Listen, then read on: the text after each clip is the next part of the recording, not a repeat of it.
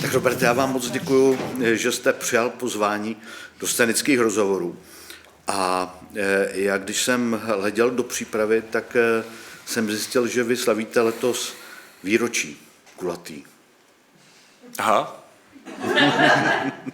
Fakt? No. Je mi 30.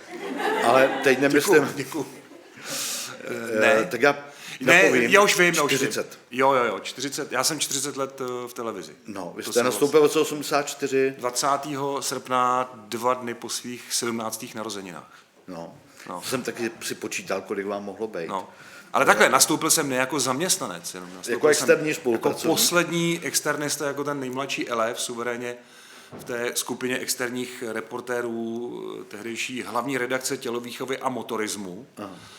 A vlastně 6 let jsem tam jako se snažil nějak jako prorazit, ale pořád v rámci těch externistů, což byla taková jako pomocná síla.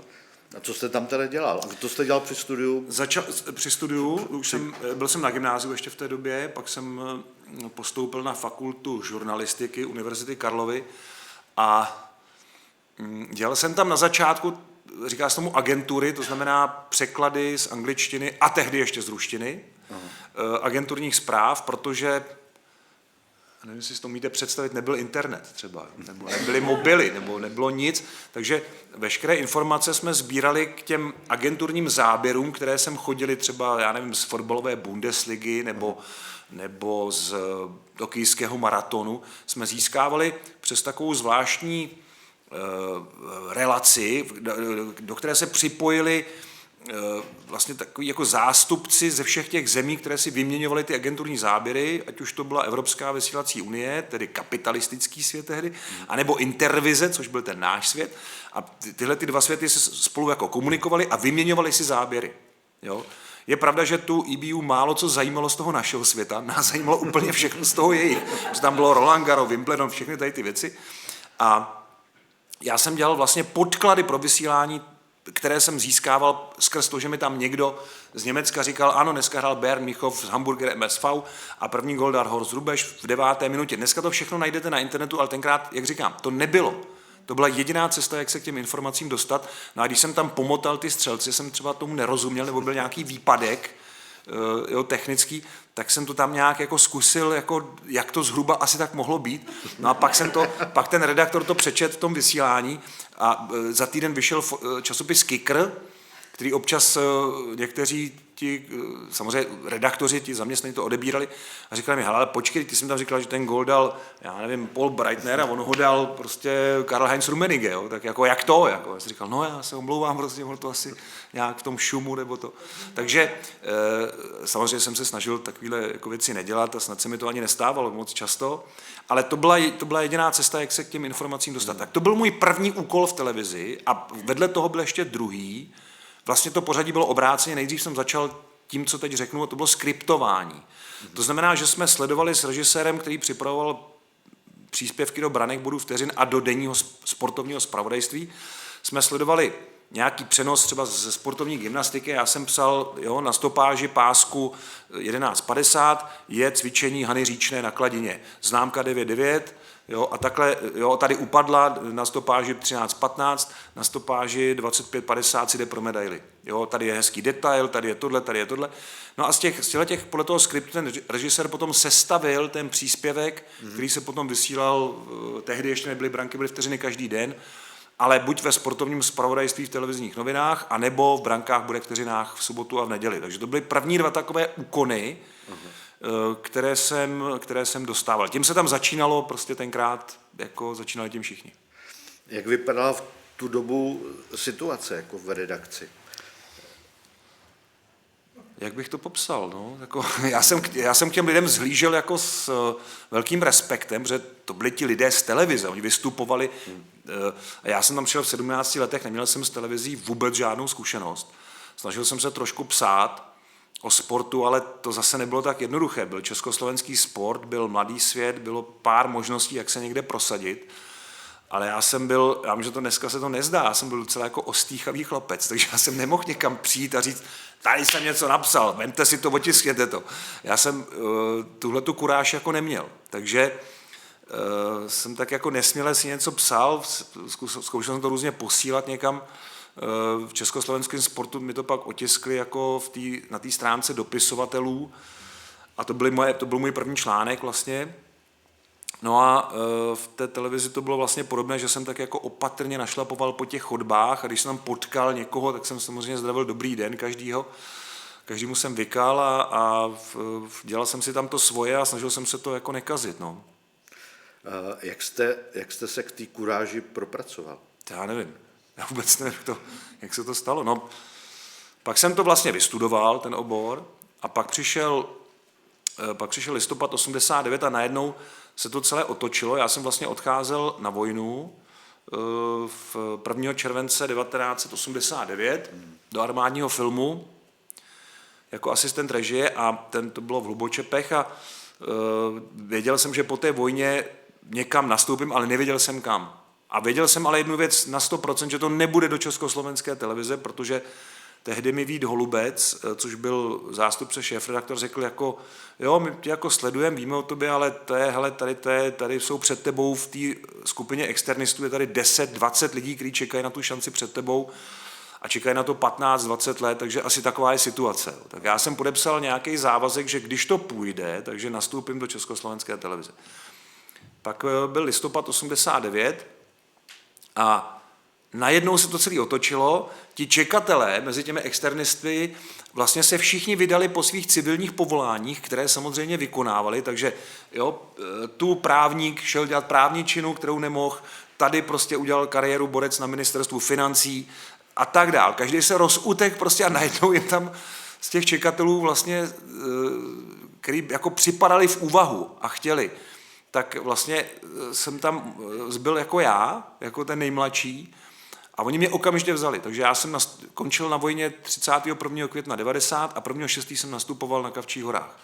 Takže takhle to jako šlo, no a postupně jsem získával jako takovou větší a větší jistotu, protože byl jsem na stáži ve Screen Sportu v Londýně a tak nějak jsem se učil vlastně jak to vlastně vůbec funguje ta televize, ne u nás, to mě až tak jako nebavilo, ale jak to funguje ve světě. Uh-huh.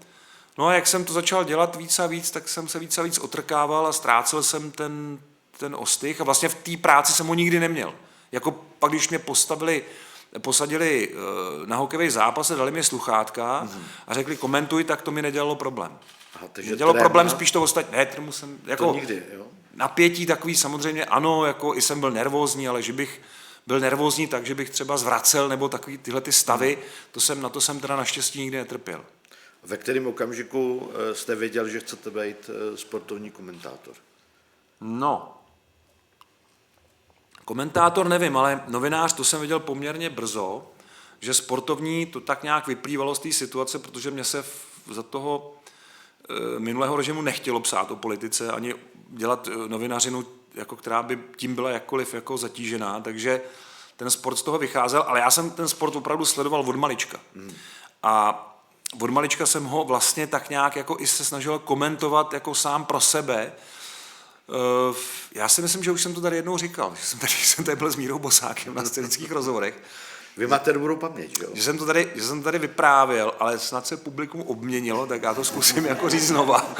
Že vlastně, když mi byly 4 roky, tak rodiče mi nahráli jednu takovou scénku na kazeťák, kde já si komentuju hokejový zápas Československo-sovětský svaz, což jsem tehdy dělal docela často, který si sám hraju s kostičkama od takový stavebnice, s kuličkou a s brankama, si tam sám hraju a sám si to komentuju.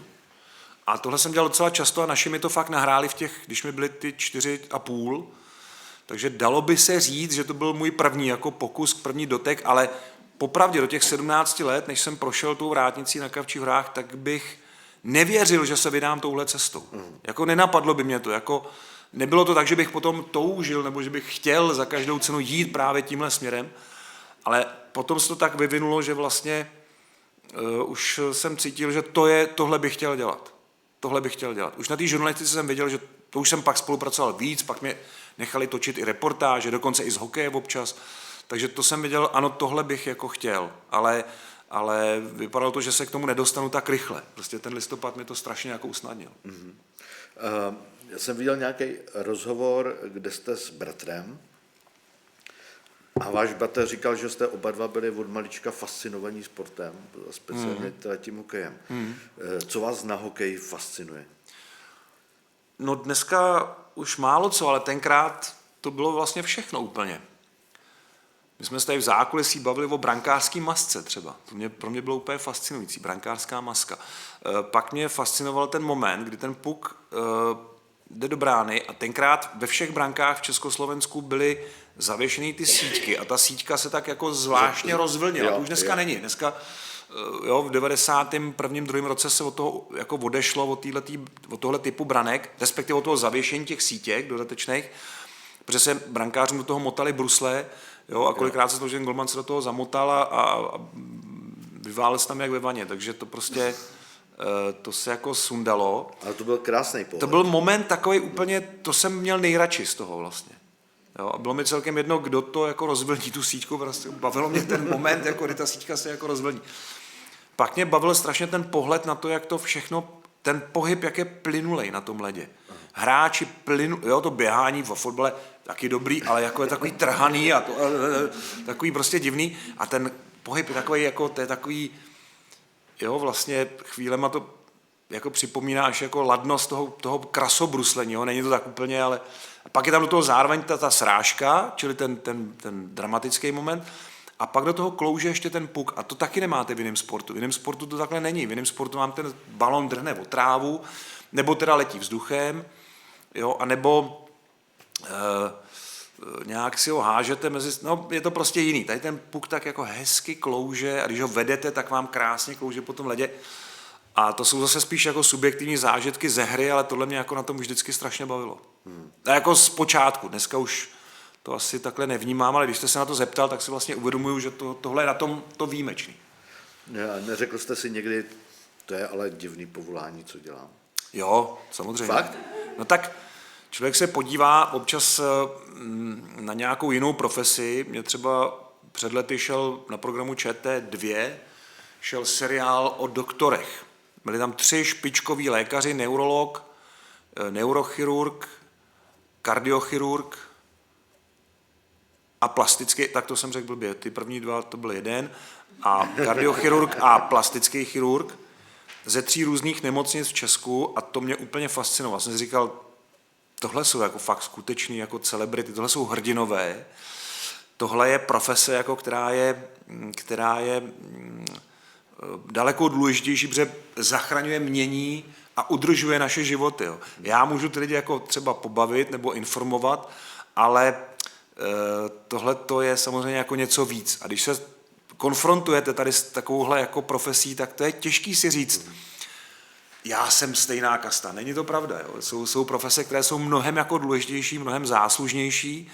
No a pak si říkáte, dává to vůbec jako smysl to, co dělám? No jako dává, protože mi to dělal někdo jiný, že jo, místo mě, to se nestratí ta profese, ale musím zůstat jako nohama na zemi s tím, že jsou opravdu povolání, které naše životy jako ovlivňují daleko víc.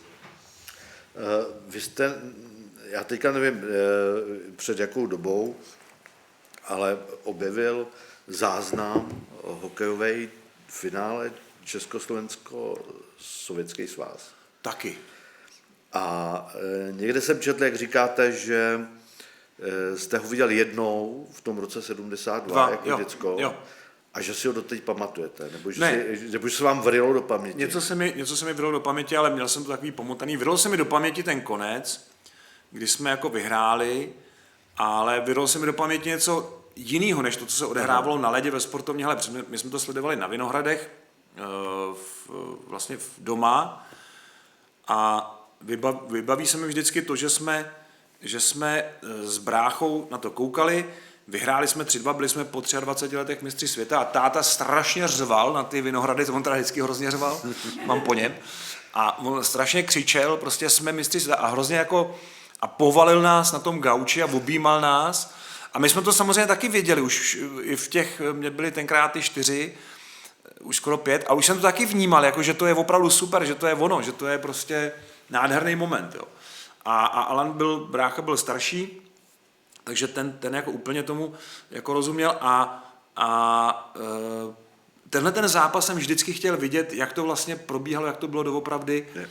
Takže pak po těch letech před mistrovstvím světa 2015, to znamená někdy před 10 rokama, jsem ten záznam konečně získal aspoň, není úplně celý, chybí tam asi 3 minuty, ale skoro celý zápas a dokonce v barvě. Mm-hmm. Takže, a protože jsem měl od jednoho sběratele na magnetofonovém pásku původní komentář Luďka Brábníka a Oskara Many, myslím, tak jsem to na to napasoval a vytvořil jsem tu rekonstrukci, což dělám v tom seriálu Archiv Z.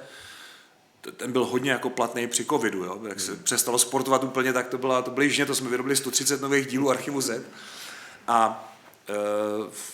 No a tohle bylo jako, tohle byla jedna z věcí, kterou jsem vždycky moc chtěl vidět, jak to jako bylo jako opravdu. Takže to jsem si viděl? Takže jsem to viděl, aha, ten zápas, jo, nádherný. Jo, a bylo skvělé, že jsem to mohl i jako připomenout lidem, kteří si to taky jako nepamatovali. Mm-hmm. No, a je tady první doplňovací zastávka. Já jsem varoval, že to bude asi častější, protože studená voda je vynikající. Děkuju. Jak se za tu dobu vlastně historie nebo dějin moderování sportovního nebo komentování. Sportovního, jak se proměnil styl? Komentování? Mm-hmm. Hodně. To předpokládám právě. Jo, ale... Já když jsem nastoupil, tak byl takový ten trend, který zavedl Vít Holubec a Karel Mikiska, ti první vlastně komentátoři, a takový ten úsporný, takový to neříkej, co divák vidí. Mm-hmm. Jo? A to znamená, že vlastně se ten komentář jako zúžil jenom na identifikaci hráčů beze sloves, ty věty neměly slovesa. A taky Karel Mikiska, když zkoušel nějakého adepta, na mě to teda naštěstí nepoužil, ale když zkoušel nějakého adepta, že tam někdo přišel z konkurzu nebo tak ho postavil k oknu té redakce nebo té svojí kanceláře ve Vladislavově ulici a říkal mu, popisuj mi, co vidíš. A když ten člověk říkal, vidím lidi, jak jdou po chodníku, teďka se tamhle pán zastavuje, kouká do výlohy a jde dovnitř, asi si půjde něco koupit. Stop, špatně. Jo? On chtěl, aby ten komentář byl pán, výloha, jde dovnitř, asi si něco koupit. Čili aby ten popis byl vlastně beze sloves. Protože to, že ten pán stojí, čumí do výlohy, pak si jde něco koupit, to ten divák vidí. Jo? Takže tohle byla ta škola, která vlastně se tady vytvořila.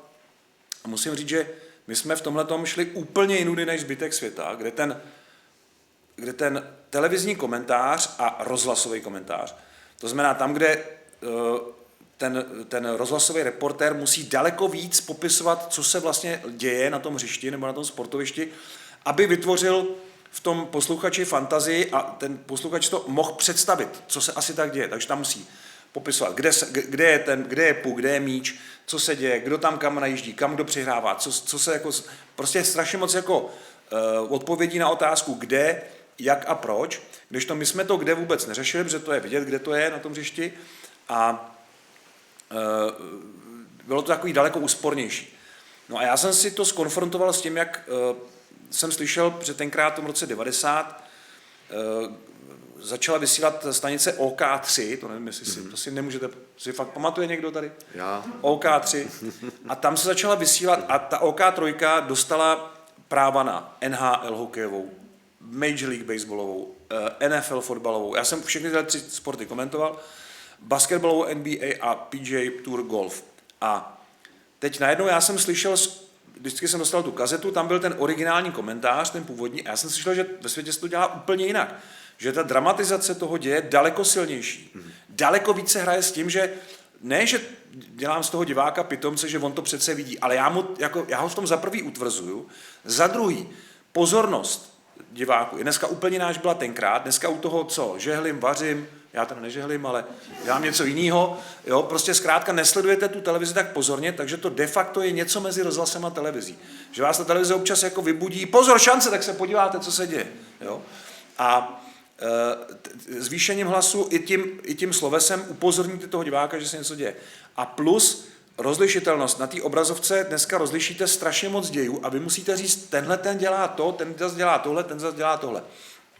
Takže utvrzujete toho diváka v tom, co vidí a rozlišujete mu ty jednotlivé jako dílečky té události. No a mně se tohle jako daleko víc líbilo. Mně to přišlo daleko jako případnější pro ten sport, než ten bezeslovesný jako nepopis vlastně. A přišlo mi to jako daleko jako vhodnější. Takže jsem do toho začal strašně dupat. Jo. No a teď byli samozřejmě diváci, kteří to nenesli úplně dobře a pak byli diváci, kteří to byli úplně nadšení, protože já jsem do toho dával tím pádem daleko víc emocí, než ti moji starší kolegové, jo, tehdy.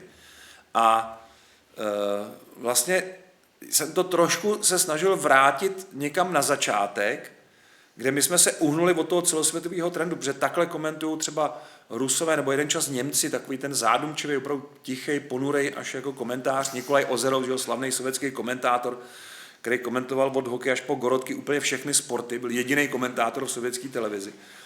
A mě to přišlo jako strašná nuda. Takže já jsem do toho fakt začal hrozně jako hlasově jako řezat a daleko víc jsem popisoval ten děj. A čím víc mi to vytýkali, tím víc jsem to dělal prostě. Kadenci slov jsem měl úplně suverénně největší ze všech. A Vít Holubec, který teda už nebyl v té redakci, on skončil v roce 89, tak když jsme se jako občas viděli, tak mi říkal, hochu, moc mluvíš, Uber, jo, furt, kdykoliv jsme se potkali. Ale poslední setkání bylo velmi zajímavý, už teda nežije, a když jsme se setkali naposled, tak on říkal, hele, pořád moc mluvíš, ale mě už to nevadí, protože já na to blbě vidím a díky tobě si umím představit, co se tam asi tak děje. Takže jsme došli k tomu souhlasu, nebo k tomu té shodě až úplně na konci, kdy on se dostal do toho pole diváků, na který já taky musím pamatovat, a to jsou nevědomí diváci, kteří nemají jinou možnost. Ne všechny zápasy jsou v rádiu, nebo v mojí éře to tak bylo, dneska už zase rádio se trošku posouvá někam, kde to je dostupnější, ale dřív to tak nebylo. A my jsme byli opravdu častokrát jediná možnost pro diváky, kteří mají buď horší, nebo vůbec žádný zrak, aby aspoň nějak ten zápas si uměli představit. Jo, takže mnoho důvodů pro to, proč jsem se přiklonil tady k tomuhletomu stylu. Jinak pro mě by bylo taky jednoduchý říkat Novák, Novotný, střela, gól. Je to nejjednodušší na světě, jo. Ale mně to přišlo málo. Já si uvědomuji, že se mě nějak auditivně vybavilo Pouzar, Linka a ticho. Gól. A pak proti slovu gól byla nějaká oponentura, že to není česky, takže bylo Novák, Pouzar, Hlinka, branka. takže to pak ještě se takhle jako otočilo. Takže s tou změnou stylu jste přišel vy teda? Jo. Já neskromně musím říct, že jo, já jsem byl vlastně první z těch hotových nebo připravených lidí na začátku těch 90. Míra Bosák přišel do redakce 2 roky po mně, ale Míra taky nešel úplně touhletou cestou. On taky je trošku jako proti tomu popisu, jo? Takže on je taky úspornější, taky mnohokrát jsme o tom měli debatu. On je fakt, že ten fotbal malinko tou, pomalostí si to jako zasluhuje, ten pomalejší komentář. No ale jak tam mám ten fofr hokejový, tak já prostě opravdu musím jako hodně zrychlit. Takže jo, já jsem se snažil to nějak jako začít dělat jinak. Ale hrozně mi pomohlo, že jsem začali pronikat právě ty možnosti poslouchat to, jak se to dělá v zahraničí, no a tam je to jasný. Tam jsme opravdu, jako v Kanadě dneska se jeden komentář používá jak v televizi, tak i v rádiu a vyhovuje to oběma těm platformám, což u nás je pořád přece jenom jako těžko představitelný. Ale co si vybavuju, tak třeba Karol Polák mluvil docela rychle. Naozaj? Dobré. Nebo nemluvili, nesoustředil se jenom na... Karol Polák, ne, ale Karol Polák je stejná jako v tom souboji by byl určitě Tábor jako míň mluvit. Jo. On říkal jako nehovor veľa, ale povedz to, čo je v dané chvíli to nejlepší, hej? Takže on byl tenhle jako zastánce. Takže taky ne. Taky moc ale je pravda, že měl s emocema uměl výborně pracovat. Emoce měl, no to jsem možná měl spíš na mysli. Ano. Jak se, když teďka odmyslíme, protože posledně jste tady, tuším, mluvil o žurnalistice spíš v tom obecném slova smyslu. Ale když teďka učíte magisterský studium, taky, tak tam už se učí to, vlastně to finále, to komentování. Ano. Jak se to učí? No, nejdřív vyložím tu teorii a potom dám 3minutový úsek nějakého sportu, 3 až 5minutový úsek a nechám teda ty lidi komentovat. No. Nejdřív jim vysvětlím jako ten rozdíl nebo ten postup, pevný text, volný text, improvizace a postupně se dobíráme k tomu, jako ta improvizace, že pak má teda nějaká pravidla, protože improvizace může být cokoliv, ale komentování je improvizace podle nějakých pravidel. Takže jim vysvětlím ta pravidla, ale pak jsou otázky jako stylu, osobního charakteru, nebo myslím tím jako na Tyrelu, jako vystupování, temperamentu, a to už je individuální, tam se nedá říct, musíš to dělat přesně takhle. Já můžu říct, podle mě uber, nebo podle mě přidej, ale nemůžu úplně každýho jako úplně přesně říct, dělej to jako já, nebo dělej to tak, jak se to má, to nejde. Tam jsou pravidla, která by se měla dodržovat, ale zároveň je tam dost široká paleta možností, které si můžete vybrat, jak to jako, a taky záleží na sportu, jak ten sport vlastně popisovat. A jsou studenti, kteří učíte inspirativní pro vás? Studenti? No, teď už možná, protože mnoho těch studentů jsou moji kolegové, protože jsem jich hodně přivedl do redakce, do České televize i do jiných médií, televizí a do novin, ale tam tady takhle přivedl, to je, neříkám správně, prošli mýma rukama tím seminářem a pak se vydali každý svým směrem, ale jo, pak už, když oni to vlastně vezmou a tu profesi začnou sami vykonávat, tak to pak může být svým způsobem někdy inspirativní, protože, jak říkám, ono to má pravidla, ale z těch pravidel ještě je dost široké pole, které vlastně se nedá teoreticky popsat. Kdy něco prostě může fungovat a vy nevíte, proč to tak je. To ještě pořád takových jako drobností tam je celá řada. Vybavilo by se vám něco z toho?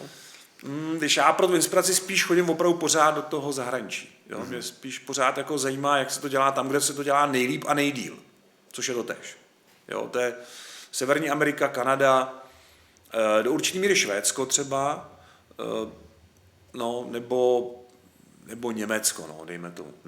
Ale ne, spíš teda ta Severní Amerika, Kanada. To jsou jako hlavně ta Severní Amerika, to je opravdu televizní země. To je vlastně země, kde každý jako poslední nějaký farmář z Wisconsinu, když mu dáte mikrofon před pusu, tak to odmluví úplně nádherně. Jo. Tam jsou ty lidi tak nějak zvyklí jako se prezentovat, což u nás úplně vždycky tak není.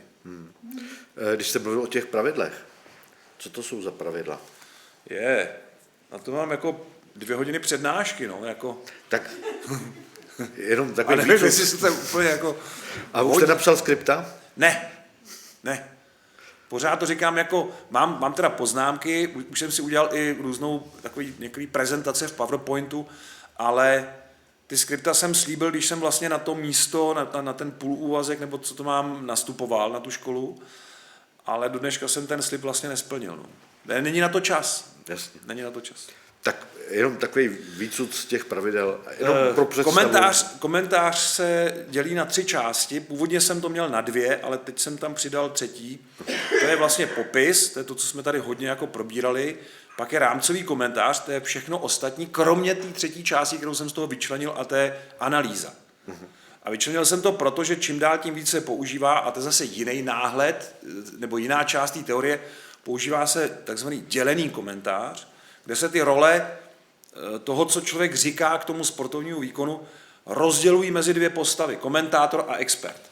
A to není to též, to je prostě, komentátor je ten, kdo vede ten zápas, jako popisuje ten děj, vede ten příběh, a expert do toho vstupuje s analýzou, vtipnou poznámkou, nějakou vlastní přípravou, a jeho expertíza má jinou relevanci než ta moje, protože expert by měl být někdo, kdo to fakt hrál na té úrovni, na jaký já jsem hokej třeba nikdy nehrál.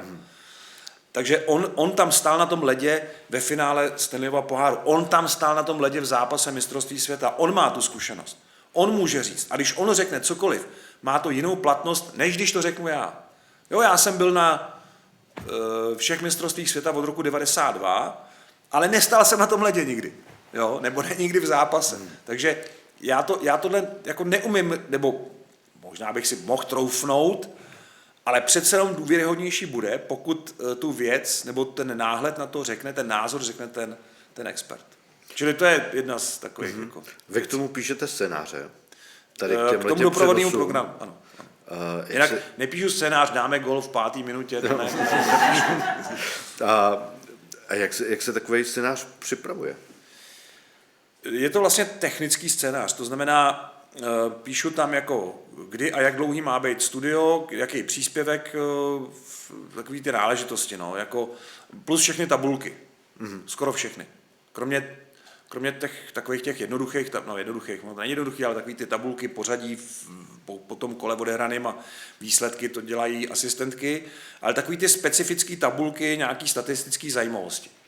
Tak to tam do toho píšu. Trvá mi to tak, protože na to mám šablony, tak mi to trvá tak 1,5 hodiny až 2 hodiny. Když komentujete ve dvou. Dobře, jste se opravdu. Ano. Proč jste na to háklivý?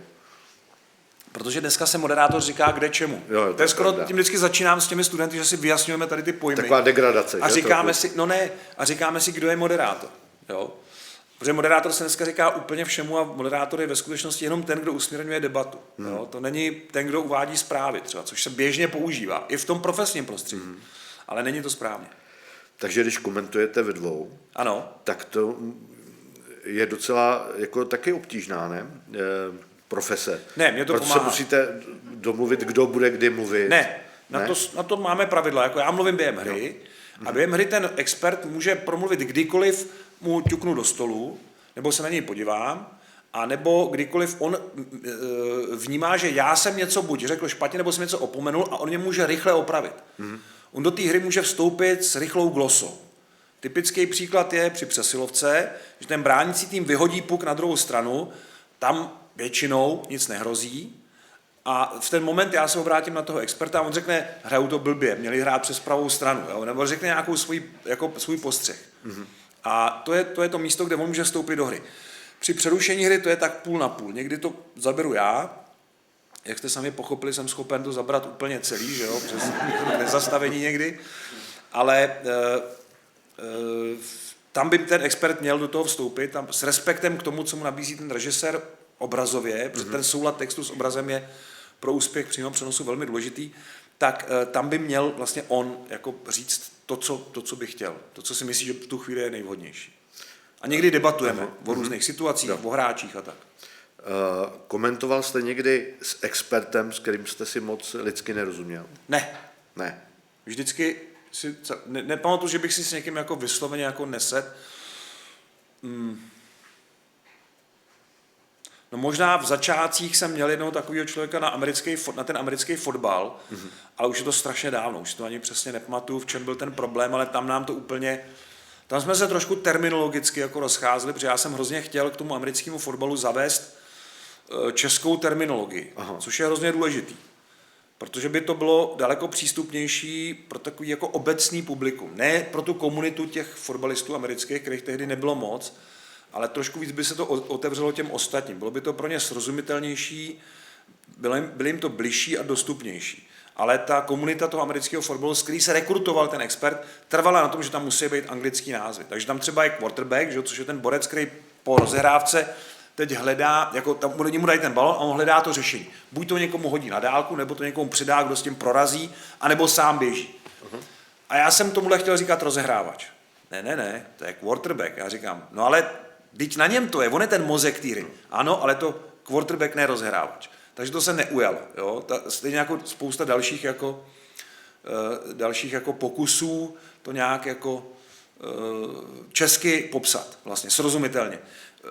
Velký rozdíl oproti příbuznému rugby, který má díky Ondřeji Sekorovi, to je Ferdinand Mravenec, autor Ferdinand Mravence, to byl pán, který kompletně přeložil rugbyový pravidla, vymyslel kompletní českou terminologii, díky kterým dneska máme v rugby mlýn, rváčka, pětkoviště, všechno v češtině. A nikomu z té rugbyové komunity to nepřijde jako degradace, což ten americký fotbal vůbec nebere. Jo? Takže v tomhle tom asi tak je ten rozdíl. Já si umím představit, co všechno se dá naučit u toho, nebo co se dá učit u toho komentování. Ale je něco, co se naučit nedá, co člověk prostě musí mít v sobě.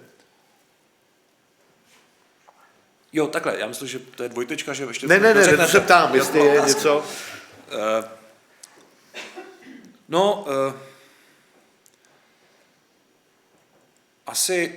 Asi jako znalost té hry, znalost těch aktérů, to je na různém stupni, a pak cit pro situaci. To se nedá jako vysvětlit. Někdy je, a pozor, ono se to nedá ani 100% vždycky dodržet. Já si myslím, že jako ten cit jako mám, ale kolikrát se mi stane, že řeknu, já měl počkat, nebo tady jsem to měl říct, když to mám v té přípravě, proč jsem to tady nepoužil, proč jsem to použil až tady. Jo? Tady se to nehodilo, tady to úplně by to tam krásně sedlo. Ale je to přímý přenos, to se nedá vzít zpátky. Já to nemůžu přendat v tom přímém přenosu do toho místa, kde se mi to líbilo víc. Ale zpětně to musím vyhodnotit a nějak příště zkusit, jenomže ty situace jsou neopakovatelné. Takže ono to ani nejde jako příště udělat. Ale snad mě to uvede do takového stavu většího soustředění, nebo většího jako citu pro to, možná se tím tříbí ten cit, takhle. Jo, že tím to možná jako těma nezdarama se to jako to, ale že bych i po těch letech po každém přenosu řekl, bylo to úplně super, bez chyby, to se snad jako nestane nikdy. Vždycky tam najdu něco, že si říkám, tadyhle to prostě, jednak faktické chyby jsou nepříjemný, ale i tady ten cit pro situaci, který se opravdu asi nedá naučit, tak si říkám, tady to prostě nebylo úplně ono. Když tady seděl Miroslav Ondříček před lety, který začínal ve sportovní redakci jako kameraman, tak říkal, že tehdy měli strašně málo materiálu a museli ale zachytit všechny góly. To jsem ještě zažil. Jo. Na film, natáčení na film. A na film, no. A mě by zajímalo, jestli máte podobný instinkt jako komentátor. Děkuju. Že už tušíte, že teď padne branka. Ne. To úplně, jako občas samozřejmě, ale to je spíš náhoda. Kor dneska, kdy rozhodují hrozně jako titěrný detaily o tom, jestli ta akce dopadne nebo nedopadne. Takže navíc já to nepovažuji za nějakou jako odbornost, nějaký znak odbornosti, že řeknete, a teď padne gól, a ono vám to někdy vyjde, někdy to nevyjde. Ne, spíš instinkt. Jestli to spíš funguje. jako hrozí to, jo, jo, ale dneska i tím, jak ta pravděpodobnost gólu v hokeji se strašně snížila, tak tohle bych nebral jako nějaký jako dar nebo instinkt, neřekl bych.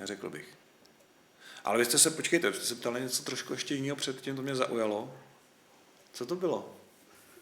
V kterém místě? No, tak asi minutu zpátky, přihrajeme si záznam.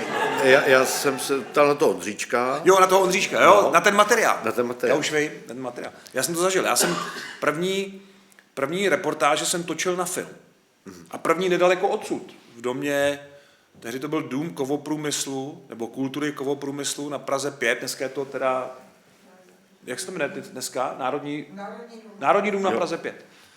Tak tam jsem točil svůj první reportáž, velkou cenu Československa v šachu, na film. A to bylo jednoduchý.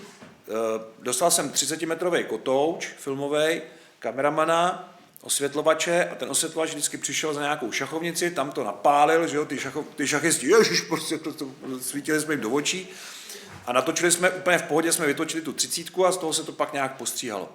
Ale na fotbal se fasovalo 90 metrů filmu.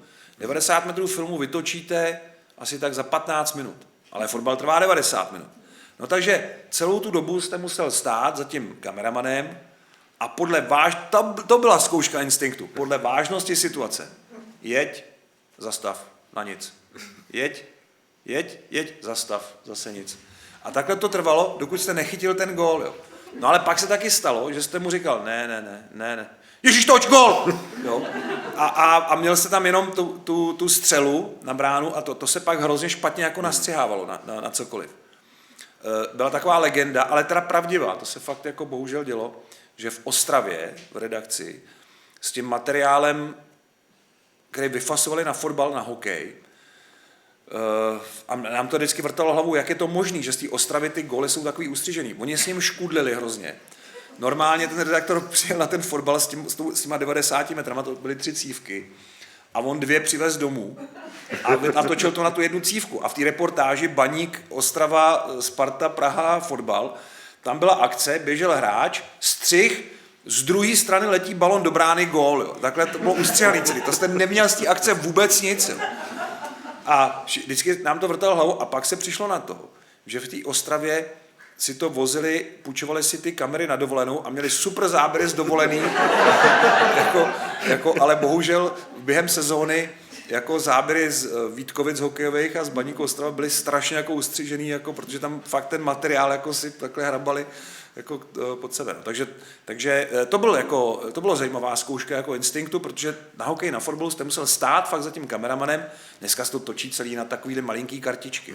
Ale tenkrát se točil na ty, jo, pak i na ty kazety, jsem měl 3 kazety na hokej a to taky nebylo jako moc, jo. A taky se muselo furt stát za tím kameramanem a furt ho dirigovat, říct mu jeď, zastav. Jo. Takže to byly začátky, byly hodně zajímavý. Vy v různých rozhovorech často zmiňujete, že čeština je neformální jazyk. Ale už jsem se vlastně z těch rozhovorů nedozvěděl, co tím myslíte. To je jazykový termín. Angličtina a němčina jsou formální jazyky, protože podmět věty stojí vždycky před předmětem. To znamená, podmět že tam je na je začátku pevný pořadí. před slovesem. Jo. Jo. Sloveso v němčině až na konci. Že? A v češtině můžete říct, Novák porazil Procházku, ale můžete taky říct, Procházku porazil Novák. Pozor, jo, porazil ho Novák. A to má nějaký význam. Jako ten subjektivní pořádek slov ve větě má nějaký význam. To je jedna z věcí. Pak čeština je hodně neformální tím, že mění koncovkama vlastně mění tvar toho slova a tím vyjadřuje jeho postavení a význam ve větě. To je další věc, která je vlastně dost zásadní. Takže a je celá řada dalších jako důsledků z toho, že z té neformality toho jazyka. Takže zatímco němčina a angličtina mají ten komentář takový jako uspořádanější, a taky v angličtině celá řada těch sportovních frází, idiomů vlastně je stejná a používá se pořád stejně. V češtině musíte pořád něco vymýšlet. A když se to už jako opotřebuje, jo, třeba projel jako nůž máslem. Jo, když to někdo řekl poprvé, to byla nádherná, jako to tak krásně jako, no jo, ale dneska už je nám z toho skoro na zvracení. Jo, z toho, jako, když to někdo řekne, tak to takový, fuj, jdi s tím pryč. Tak jako to opotřebení v tom neformálním jazyce je daleko výraznější a my musíme hledat pořád nový a nový způsoby, jak ten sport nebo cokoliv jako popisovat, abychom nesklouzli do nějaký šedi, nudy nebo do něčeho, co vlastně ty diváky ani nebude bavit. Oni tomu rozumí, ale nikam je to jako nějak extra je to nezaujme. A zároveň platí, že pro některé jako opravdu výrazný momenty můžete použít tu větu jenom jednou. Protože ono vlastně se to ujme, ono si to pak, jo, přepište dějina, tyhle ty věci, to si žije svým životem. Já už jsem to nikdy nepoužil. Ale já to vlastně nikdy nemůžu použít, ale můj kolega, který to též bude, když bude komentovat finále Stanley Cupu, a já nevím, třeba Mike Emrick komentuje, já nevím, 30. nebo 40. finále Stanley Cupu, tak on má vlastně skoro totéž zakončení, má to velmi podobný, nebo několikrát zopakuje za 5, za 10 let tutéž frázi v nějaký variaci, ale de facto je to stejný nápad, nebo stejný jako postup, nebo stejná jako obsahově podobná věta a nikdo to neřeší a všichni jsou nadšení. Jo. Já kdybych dneska řekl po nějakém vítězství jako vítěz zlatý hetriku, no tak když si mu říkat, ježišmaraj, to už říkal, co tady s tím otravuje. Jo. To patří k té jedné situaci, k tomu jednomu momentu, k tomu jednomu mistrovství a už se to nedá jako přebrat na něco jiného. A více či méně to platí pro ty ostatní věci s různou intenzitou. Pokud to byl méně intenzivní zážitek, tak se to dá sem tam jako použít. No ale čím silnější to je ten moment, tak tím víc to patří k tomu momentu, tím víc to jako ulpívá na té jedné chvíli a odlepit to a dát to na nějakou jinou, je v tom neformálním jazyce vlastně něco, co pociťujeme jako že to tam nepatří, že to není ono. Mohl byste zkusit popsat stav, ve kterým se nacházíte, když komentujete nějaký dramatický zápas?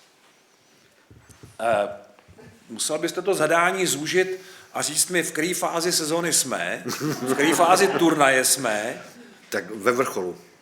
Na mistrovství světa, třeba. Na konci, to už fakt milu z posledního. Do toho mám tak akorát a už jako vyhlížím ten konec. On to je opravdu psychicky, fyzicky hodně jako náročný. A teď já jsem ještě takovej, že když chci po těch ostatních, aby byli extrémně jako pracovitý po ty 3 týdny minimálně toho turnaje, no tak sám nemůžu zůstat pozadu a dávám si ještě víc. Jako snažím se ještě víc jako být, jako jít příkladem a být opravdu dobře připravený, připravovat scénář pro ostatní, vysvětlovat, jo, zajišťovat, všecko prostě připravovat sám sebe na cokoliv tam dělám, jestli studio nebo komentuju. A na tom konci už toho mám fakt jako dost. No. Takže dobře, tak nějaký začátek turnaje. Tak na začátku turnaje mám trošku problémy s identifikací hráčů, protože oni, to je takový jako, jo, že přijdou ty týmy a oni ne vždycky jsou ve složení, v kterém byli loni. Takže já si to musím trošku jako předělávat ty přípravy. Ne, tak to je jako logický, ale nemám ještě nakoukaný ty týmy. Jo, tam hráč změní tvar helmy, podle kterého si ho pamatuju, prostě letá, on najednou hraje v jiný helmě. Nebo má jinou hokejku, nebo má jiný číslo. Jako úplně, to je úplný mor. Vy si pamatujete hokejky? No tak jako někdy jo. Někdy jo, ten turnaj třeba si pamatuju hokejku.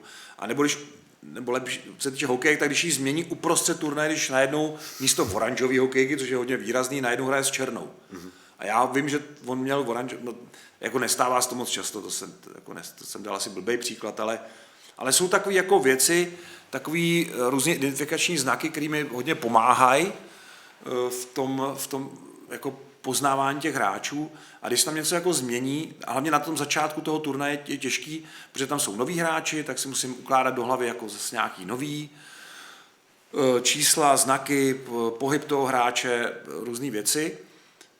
Takže tam to chviličku jako trvá, tam řekl bych, že ta identifikace moje je o trošku pomalejší, než je na konci.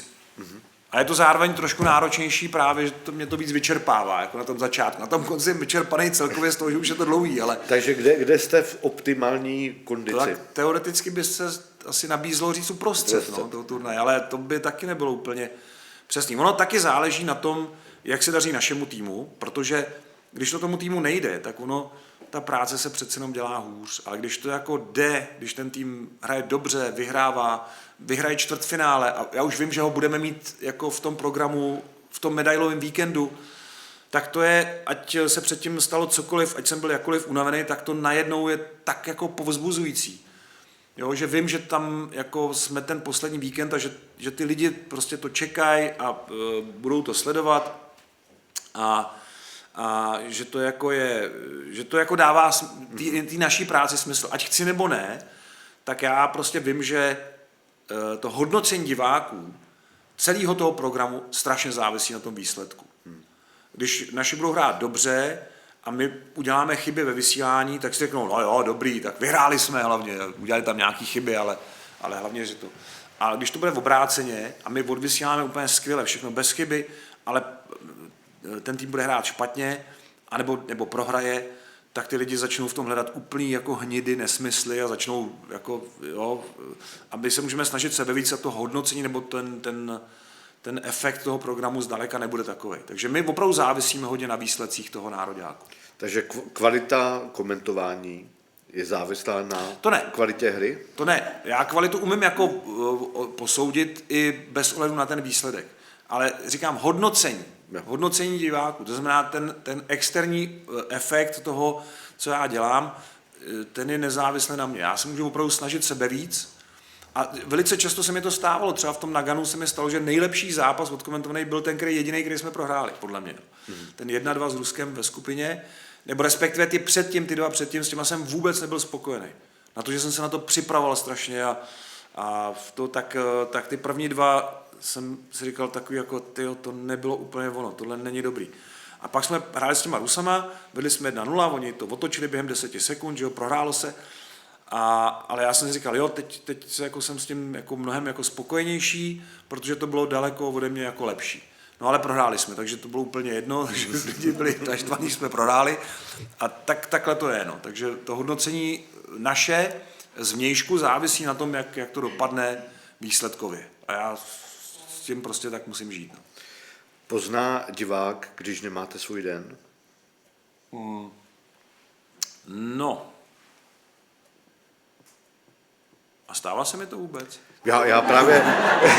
Teď se mi to stalo. No, prosím. Právě proto se na to ptám, protože... Teď nemám svůj den. Zase vám doliju. No jasně. Zase, strašně to závisí na tom výsledku, ale já se dost často v tom hodnocení jako míjím. S tím, jako lidi mají pocit někdy, jo, že udělám něco jako špatně, nebo udělám nějakou chybu a mně se zdá, že ta chyba není tak zásadní, ale divákům může připadat jako velmi, velmi důležitá. A já si říkám, ale to vlastně jako není tak důležitý. A pak naopak si říkám, že tohle bylo hrozný. Tohle prostě se mi vůbec nepovedlo, ale lidi řeknou, ne, dobrý, jako dobrý to bylo. Takže ne, asi spíš jako občas zavládne nějaký obecný dojem, že se mi to jako nepovedlo, ale já mám opačný dojem. Ale samozřejmě se to může i potkat někdy. Někdy opravdu se to potká, že se ten zápas nepovede jako dobře odkomentovat nebo dobře odvysílat. A ty lidi jsou z toho taky jako otrávení. No. Ale nevybavuju si teď nějaký, kdybyste se mě zeptali na nějaký konkrétní případ, tak se mi úplně nevybaví na první dobrou. Analyzujete s kolegama potom svoje výkony vzájemně? Ne. Analyzujeme každý ty svoje sobě. Ona to není čas v tom turnaji. No, to je tak, že já jsem na tom zimáku,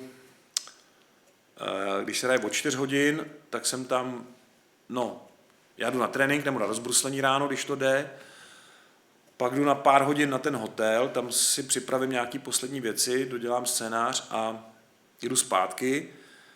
A pak teda buď komentuju, nebo dělám studio, nebo obojí. Ale každopádně jsem tam, i když nekomentuju, tak se dívám na ty zápasy a kolem půlnoci se dostanu na ten hotel, nebo letos teda domů, že jo, když bylo mistrovství světa v Praze, a píšu scénář na další den. Ten tak kolem 2-3 hodin mám hotovej, pošlu ho, protože od rána se na něm dělá, že jo, to musí mít hotový, připravený ty stříhači. A já se vyspím ráno tak, jak to jde, vstanu a jdu na rozbruslení, který je od 10, od 11 různě. A nebo jdu a prostě připravuju se na ten zápas nebo na to, co mě ten den čeká. Takže tam nějaký rozbor velký, jako hromadný, to není čas. A na tom rozbruslení... Jako když někdo něco udělá blbě, tak já mu to hned jako píšu nebo si o tom voláme, ale to jsou jako takové jednotlivosti. Jo, neděláme hodnocení po každém tom programu, že si sedneme a řekneme si, včera jsme odvysílali, nebo dneska jsme odvysílali takhle a takhle. Občas neformálně v zahraničí hlavně jdeme na večeři, i v těch 12 hodin si jdeme někam dát něco rychlého k jídlu před spaním a tam si můžeme něco říct, ale není to nic jako formálního, že bychom si sedli ke stolu a měli poradu. To fakt nestíháme. A smysl vaší přítomnosti na rozbruslení je jaký? Podívám se na to, jak ty hráči vypadají, jak to rozbruslení vypadá. Často se tam dozvím nějaké věci k sestavě už na večer nebo na to odpoledne. I se dá ta sestava vypozorovat často z toho, jak jsou ty hráči, že mají ty tréninkové drezy a vidím, kdo s kým jako jezdí na ty cvičení, takže z toho se to dá jako vydedukovat. Občas je šance se s těma hráčima jako i promluvit, což je hrozně důležitý, být s nima v kontaktu a mít nějaké jako informace jako od nich přímo. Mm-hmm. A i se tam natáčí, jako někdy tam i natáčíme nějaké věci ještě do toho. V den zápasu teda ne často, na mistrovství světa skoro vůbec, to je výjimečně, to většinou je ten game day, jak se říká, to jako, tam se nemá správně jako nic točit, ale když jsou 2 dny po sobě ty zápasy, tak není nám možnost, takže ten druhý den pak musíme tam něco natočit, takže je tam toho poměrně hodně jako na práci. Mě by zajímalo, když se dívám na přenos... A ještě kontrolu hokejky hráčů. Jo. Jakou mají barvu hokejisti. Jestli mají to správnou, jo. Pásky na hokejce, jestli jo, a jak to mají prostě to se všechno nestihne jako na trénincích nebo to v těch zápasech, takže si to jako, abych je líp dostal jako do voka, ty hráče. Poznáte je podle zahnutí těch hokejek? Na tu dálku ne, teda některý jo. Robert Reichel třeba měl hokejku, která byla fakt, z toho měli legraci i v NHL, hrozně on měl tu, říkají banana curve, jako tu banánovou, jo. Jako banán zahnutý, jo, to by v Evropské unii už neprošlo dneska to zahnutí, jako. Ale většinou ne, většinou spíš jako velikost té lopaty, té čepele a pásku na té hokejce. Si hlídá, černá, bílá především. Já když se dívám na přenos a je zrovna pauza mezi třetinama, tak vždycky v té pauze jedna z věcí je rozhovor s hráčem. Jo. Jakým způsobem ty hráče tipujete a jak se oni dozví, že... Nebo respektive jsou hráči, kteří odmítnou rozhovor? Jsou. Někteří to nemají rádi, ty přestávkové rozhovory, někteří se vymluví na zranění třeba nebo to, ale hodně se to zlepšuje. Když jsme to zaváděli, tak to bylo někdy trošku jako moc přemlouvání, ale dneska už je to podstatně lepší. Dozvědí se to přes tiskového mluvčího toho týmu, který je někde vedle střídačky, a tam je většinou reportér, nebo v našem případě reportérka, my hodně máme jako ženy v téhle roli, a zhruba tak v 15. minutě ona řekne to jméno. A to jméno vznikne tak, že buď si ho řekne ona, ale daleko častěji je to nějaká poptávka ze studia, kde oni mají nějaký téma, ke kterému se ten hráč jako hodí. Tak když je třetina, v který padne gól a je to 1-0, tak většinou bereme střelce nebo nějakého klíčového jako hráče pro tu gólovou akci a ono to hezky pak naváže na ten program ve studiu. Takže většinou to vzniká takhle. Já bych ještě rád zavedl řeč na to, o čem jsme se bavili v šatně. Mě by jenom zajímalo, v které části těch otázek teďka jsme? Ne, já už to opouštím. Už úplně se to opustil. Ne, protože už máme tolik hodin, že za chvilku přijdou diváci. Právě říkám, že pořád koukáte do té první stránky, na té druhé zůstala spousta otázek. Ne, tady mám celou etiku sportu a takové věci, k tomu se nedostaneme dneska asi. Ale zajímalo by mě právě to, co mimo jiný tady nemám právě, a to je ten parahokej. Že mě zaujalo, jak jste říkal, že je mnohem tvrdší než jsme se o parahokej bavili, než jsme šli na jeviště. Já jsem teďka, nechci vymýšlet nějaký zbytečně oslý můstek, tak se tam rovnou na Vostocích parahokej. Tak, protože mě to překvapilo, jak jste říkal, že prostě ten parahokej je mnohem ostřejší a drsnější teda, a že si víc ubližujou, než... Je to, parahokej je vlastně opravdu už dneska stát ve státě, osamostatnil se za těch posledních 5-6 let. I vlastně jsem přestal říkat sledge hokej, tedy hokej na sáňkách, ale je to parahokej, tedy jako sport pro nějaké jako sportovce, atlety s handicapem tělesným. A hokej v současné době se vydal cestou takové jako ochrany zdraví hráčů větší, protože se v předchozích 15-20 letech začaly množit případy, kdy hokejisté končili hodně kvůli poranění hlavy, kvůli opakovaným otřesům mozku. Jo. Jakub Boráček je jedna z obětí tady toho. A je to tím, že hokej se strašně zrychlil, ten pohyb je mnohem rychlejší. Jak jsem mluvil o tom plynulém klouzání až krasobruslení, tak to se hodně zrychlilo, ale jak to zrychlíte a nemáte kam ustoupit, tam jsou mantinely, tam je něco, to hřiště je omezené. No tak když zrychlíte pohyb všech těch subjektů na ledě, no tak do sebe začnou víc narážet. A samozřejmě úmyslně, protože hokej to dovoluje v určitých jako situacích. A když se narazíte, tak ono ne vždycky se dá vyhnout tomu, že trefíte zrovna tu hlavu. A začal to být vážný problém, takže se začaly víc jako posouvat ta pravidla směrem k tomu, aby se ochránilo zdraví hráčů a aby se eliminovala ta obrovská jako záplava otřesů mozku, které končí kariéru.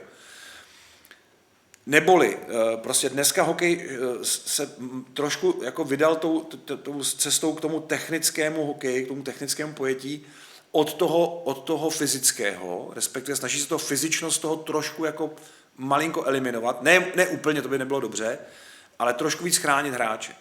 A v parahokeji touhle etapou zatím to neprošlo. Tam se fakt do sebe Oni teda nesmí trefit, jak takhle jede ty sáňky, nesmí udělat takzvaný téčko, nesmí ho trefit vlastně do boku. Jo? To je jediný specifický faul v parahokeji, ale všechno ostatně je tam dovoleno. A tam jako trefit někoho do hlavy není jednoduchý, protože ho trefíte většinou do těch sáněk, nebo do toho boku, nebo do těch nohou, nebo do těch končetin, prostě, protože někdy ty kluci ty nohy nemají ani, že jo, takže to, co tam mají, tak do toho prostě jim to najede, ale trefíte to jako z boku, najedete si sáňky ne takhle, ale takhle, jo, že od nich jako odrazíte. Jo. Ale to strašně bolí.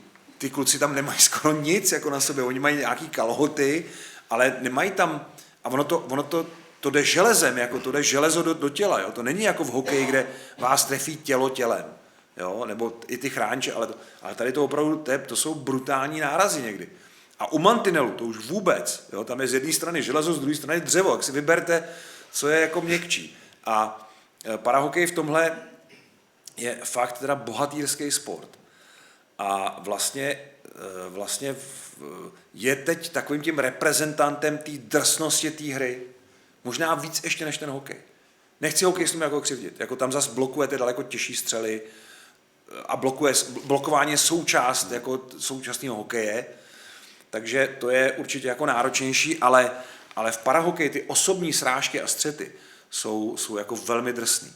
Takže tím ten sport vlastně získává jako na respektu, aspoň teda u mě.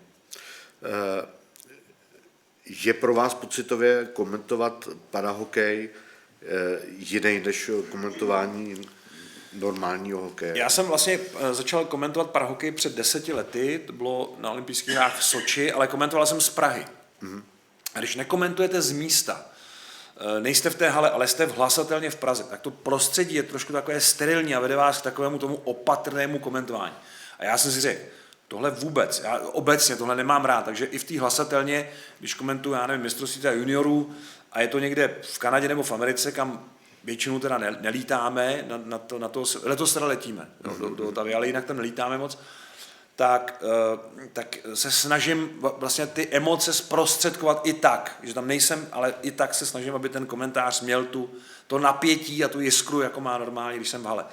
Ale u toho parahokeje jsem si dával pozor na to, abych jako to neprezentoval jako takový ten náhražkový sport a začal jsem do toho zase strašně jako dupat a komentoval jsem opravdu s plným zaujetím a spoustu diváků to jako překvapilo, proč, ale bavilo je to, evidentně to bylo jako dobrý, no a tak jsem jako začal s tím parahokejem takhle a pak jsem se dostal na to mistrovství světa v Ostravě a tam byla ta úžasná atmosféra 2019 a to byl takový přelom v tom parahokeji, tam jsem tomu začal říkat taky parahokej, tam skončila ta éra toho sledge hokeje a začal jsem tomu říkat parahokej a tam vlastně jsem to jako komentoval z místa a ono to je samozřejmě trošku pomalejší ta hra, ale je tam hodně těch srážek a je to zase jiná technická dovednost, protože to hrajete obouma rukama a někdy si ten puk podhazujete pod těma sáňkama, to je strašně jako zajímavý. Tak jo, ten komentář je podobný, ale přece jenom v něčem to je trochu jiný komentovat parahokej. Ale je to jiný tím, že ten parahokej se opravdu osamostatnil. Je to opravdu dneska v té hokejové rodině je to už dospělý jedinec. Máte jako komentátor rád bitky? Ne nějak zvlášť. Jako, já když jsem vyrůstal, tak když se ti hráči poprali, tak to byla událost sezóny. Jo. Dneska se to pere v každém kole, pomalu. A já to tak beru, protože v těch 90. letech, jak se sem začali vracet ti kluci z NHL, tak mi říkali, tam je to úplně normální. A jo, tím, jak se srážíte na tom ledě pořád, a tím, jak furt někoho vlastně tím otravujete, tím srážením, anebo i nějakýma řečma, nebo, jo, tak vlastně tam asi je to logické vyústění některých situací. Tak já to tak beru, ale nejsem úplně velký fanda na to. Ale respektuju to, patří to k té hře a ty hráči to jako tak mají, že prostě občas chodí rukavice a poperou se. Mimochodem, než začalo MMA, tak vlastně hokej byl jediný sport, kde bylo možné se poprat ranama pěstí bez rukavic. To nejde ani v boxu. V boxu máte rukavice, že? Já, než za chvilku dáme slovo divákům, tak bych se chtěl zeptat na něco úplně mimo sportovního. Vy jste... Ještě vodu, prosím. Vás rád vidím. Vy jste hrál... pro novou láhev, ne? Teďka. Vy jste hrál v muzikálu. Jo. Jaký no, to hrál. Já jsem tam dělal to, co komentátora, dělal. Já jsem dělal komentátora Boba Dunphyho. A vy jste se chtěl zeptat? No a já jsem se chtěl zeptat, jaká to byla zkušenost? Výborná. To byl muzikál Rocky, příběh Rockyho, boxera, Sylvester Stallone. Neznáte? Jo, znáte, dobrý, pardon. Já mám teda oblíbený díl 4 s tím Ivanem Dragem, ten byl teďka zrovna. Ivan Drago je můj oblíbený, to vždycky s dcerama na to koukáme, ty jsou z toho vždycky nadšený. A ten muzikál byl ale vytvořený z toho prvního dílu, kde ten Rocky ten zápas s Apollo Creedem prohraje. A můj úkol byl komentovat ten duel závěrečný, který se odehrával na jevišti, ale na tom jevišti se ještě vytvořilo druhé jeviště, což byl ten ring, a prvních 5 řad z toho hlediště, bylo to v Paláci kultury na Vyšehradě, prvních 5 nebo 6 řad mělo vstupenku z nějaký lepší peníze a mohlo přejít na to jeviště a sednout si na nový VIP místa na tom jevišti a sledoval ten ring, ten box v tom ringu zblízka. A my jsme byli v takovém jako nadhledu a náš úkol byl nejdřív jako převést ten děj ze situace, kdy odejde ten Rocky, on tam má nějaký dialog s tou Adrianou a odejdou z jeviště a jeviště je prázdný a na něm se ty kulisáci dávají dohromady ten ring ze 2 polovin, který se museli k sobě jako přicvaknout a s nima nějak na to bylo napojené nějak to improvizované hlediště. A ten režisér to byl Němec, který ten muzikál dělal na Broadway a v Hamburku, on byl Němec. A dělal ho po 3. tady. A říkal, hele, já jsem říkal, hele, já nejsem schopnej, tam byl přesný text, jako co máme jako komentátoři říkat. Já jsem říkal, hele, fakt mám říkat přesně tohle? Byl takový překlad, takový ten školomecký prostě to. A on říkal, hele, říkejte tam, co chcete, no dodržte ty narážky, protože tam byly další postavy na tom jevišti pod náma, který čekali na tu narážku v tom textu, mým, aby věděli, že mají začít buď boxovat, nebo my jsme komentovali i jako něco mezi kolama, aby věděli, že oni mají něco říct na tom jevišti, v tom ringu. Takže tam na to čekal ten trenér toho Rockyho, který ho hrál Milan Steindler mimochodem, tak ten vždycky čekal, koukal, jestli už to řeknu. A my jsme byli teda 2 komentátoři, já jsem dělal komentátora play by play a ten druhý byl jako expert. A já jsem vlastně vždycky dělal toho komentátora. Nikdy jsem nedělal vlastně toho experta, jestli si pamatuju, tak jsme vždycky to rozdělili takhle. Přestože i ty kolegové vlastně tam byli, to byl Vojta Bernacký, Petr Svěcený a Ondřej Novotný, který dělá zrovna ten MMA, ten Octagon. A on říkal, říkejte si tam, co chcete, dodržte šlágvorty, dodržte ty koncovky a kdyby náhodou se nespojily ty 2 půlky toho ringu, kdyby ty kulisáci tam nezacvakli, tak musíte nějak to překlenout, protože oni to musí znova rozdělit a znova na sebe napojit. Což bylo takových 5 minut třeba. A 5 minut mluvit, ono se zdá, jak tady furt kecám, takže to je jednoduchý, ale ono to není úplně jednoduchý, když máte bavit ty lidi a udržet je napětí a zároveň v tom, že to tam patří do té hry. Jo. Takže jsme měli vždycky takový témata, neměli jsme žádný jako pevný nacvičený text, ale měli jsme nějaký témata, třeba, že jsme si řekli před tím výstupem, hele, kdyby náhodou, tak celebrity. Jo. No a opravdu se stalo 2krát za tu dobu, co jsme to dělali, že se to nepropojilo, oni nám takhle jako dali znamení a my jsme věděli, že teď musíme 5 minut bavit ty lidi, že tam prostě není žádný děj, nejsou žádní herci, takže 5 minut jsme tam blábolili prostě a celebrity znamenalo, že jsme říkali, Jimmy, všim si tamhle v hledišti, já jsem si všiml, že tam je Niki Lauda a viděl jsem tam i zatím nepříliš úspěšného podnikatele Donalda Trumpa juniora, takové hovadiny jsme tam prostě vymýšleli. Jo.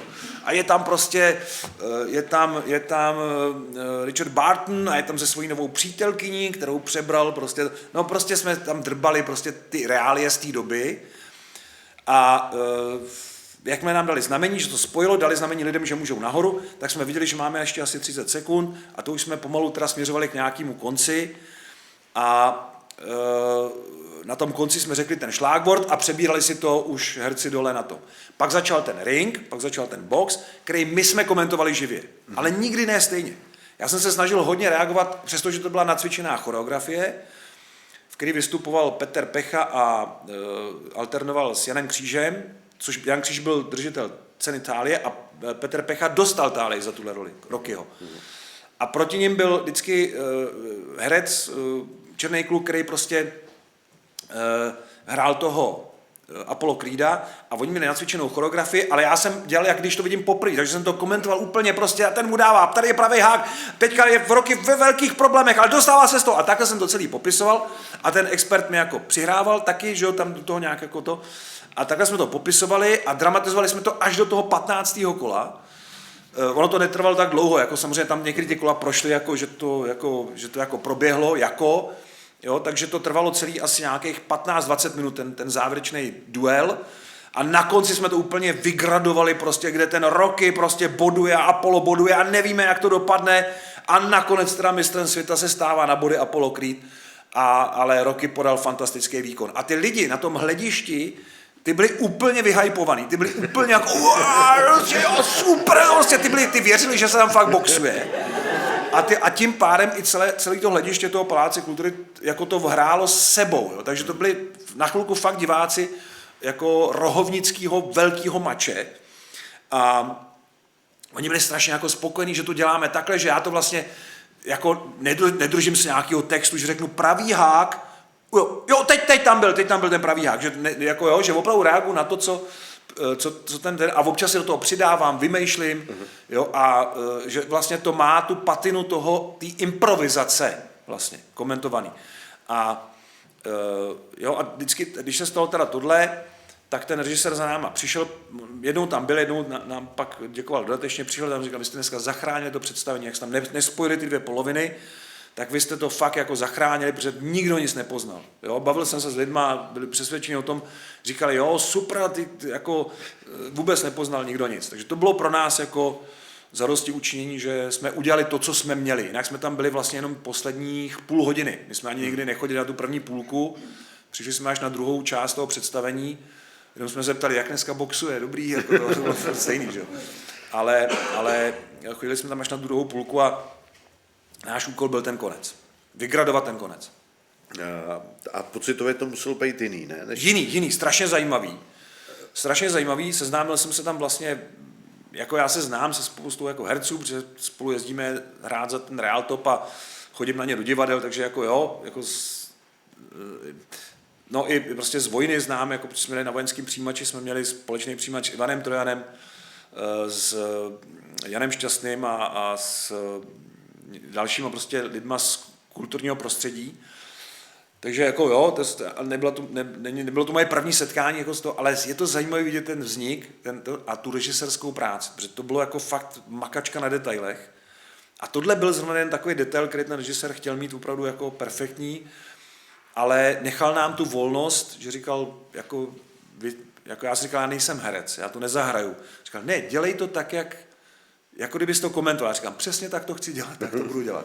Takže to nám oběma stranám vyhovovalo a vzájemně jsme se tím jako prospěli. Takže výborná zkušenost a krásný, jako mě, když dokumentuju zápas, tak mi lidi netleskají, že jo, to jako se nestane, ale tam jsme měli speciální děkovačku, jo? Jsme se běhli dolů, děkovali se všichni herci a my jsme přišli po tomhletom a děkovali jsme se jenom s tím Rockym a s tím Apollo Creedem, jenom my 4. Jako 2 komentátoři a oni 2 a my jsme vždycky jako uznale tleskali, že to jako dneska to boxovali fakt úplně jinak než jindy. Jo.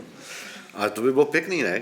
Kdyby diváci komentátorům zatleskali. Ne. Já myslím, že takhle je to lepší. Já chci zůstat jako střízlivý v tom hodnocení a tohle by mě mohlo jako malinko z toho vychýlit. Takže takhle je to úplně v pohodě. Tak já děkuju. Já teď poprosím, aby jsme rozsvítili. A dotazy jsou na vás. Můžeme fakt jako rozsvítit dost, ať vidíme. My jsme úplně všechno řekli. Asi. No. Tak.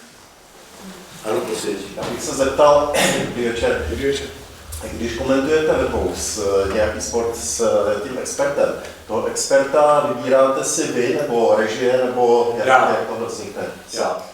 Já mám vytipovaný mezi hráčema už vždycky další dobu kluky, který, když s nima děláme rozhovor, tak ono se to tam pozná. Jestli ten člověk má dar takový té formulační obratnosti, jestli je i vtipnej třeba, nebo jestli má tu schopnost jako popsat tu hru nějak jako jinak nebo zajímavě. Zároveň jestli je to... Máme 4 kritéria, ne vždycky se podaří všechny 4 jako naplnit u všech expertů v našem programu, ale v tom hokeji docela jo.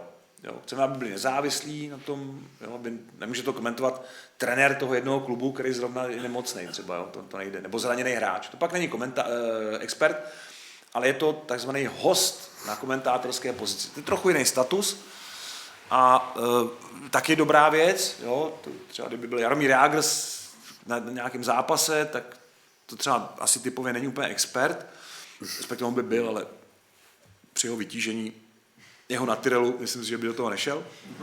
Ale jednou třeba, kdybych chtěl ten zápas jako komentovat, tak by to bylo skvělý, protože jeho postřehy samozřejmě jsou velmi, jak já říkám, relevantní, že to je, jo, že to má tu hodnotu, ať tam řekne, co tam řekne, je to Jaromír Jágr. Takže to má, jako, že to bereme vážně všichni, i když to je jako věc, která třeba, nevím, no, jako u jiného by neprošla, ale u něj, to pozor, pan Jágr.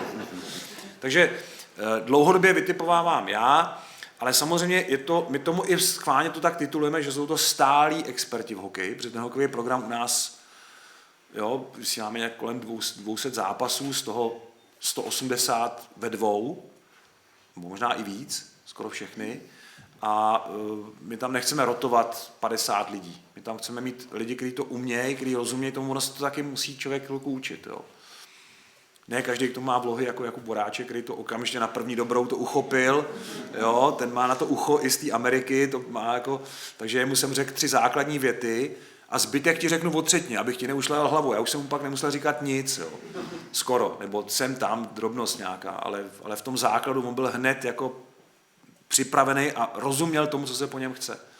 Takže to nasazování dělám já, protože dělám nasazování na celý ten program a ty lidi vytipovám já, ale spoustu typů jsem dostal i od těch současných expertů, že mi řekli, hele, jo, třeba kdysi mi řekl Martin Osták, hele, David Pospíšil končí, on by třeba se na to hodil. Já říkám, jasně, my jsme domluvený dávno, no ale on končí, tak ho oslov. Já říkal, jo, to jsme domluvený. Takže i takhle, že nejsem sám na to typování, abych to vysvětlil. Prosím. Tam se nesměle zvedla ještě jedna ruka. Ano. Dobrý večer. Dobrý. Já jsem se chtěla zeptat, když komentujete 2 komentáře. Ano, komentátoři. Jak znáte, kdy on skončí, až vám začít mluvit s ním, nebo abyste se nějaké... Nepoznáme to vždycky, ono to nevadí, ono to je živý, takže ono, když si někdy skočíme do řeči, tak to nikdo necítí jako nějakou jako nepatřičnost. A někdy se opravdu jako někdy si skáčem do řeči hodně a ono to až tak jako nevadí. Ale ne vždycky to poznáme, ale zase, když pak s někým mluvíte už delší dobu, tak já se na něj podívám a on ví, že chci, aby mluvil. takže občas se stane, že se podívám a říká, nic nemám. Tak já pokračuju dál. A nebo on něco chce, tak mi jako bouchá do nohy. Ale spíš řešíme ty začátky než konce. Ty konce nějak vždycky, nebo většinou dokážeme jako poznat, tak nějak intuitivně. Není to až takový problém. Další dotaz? Ano, dobrý večer. Které jsou vaše další oblíbené sporty mimo hokej a které případně sám praktikujete?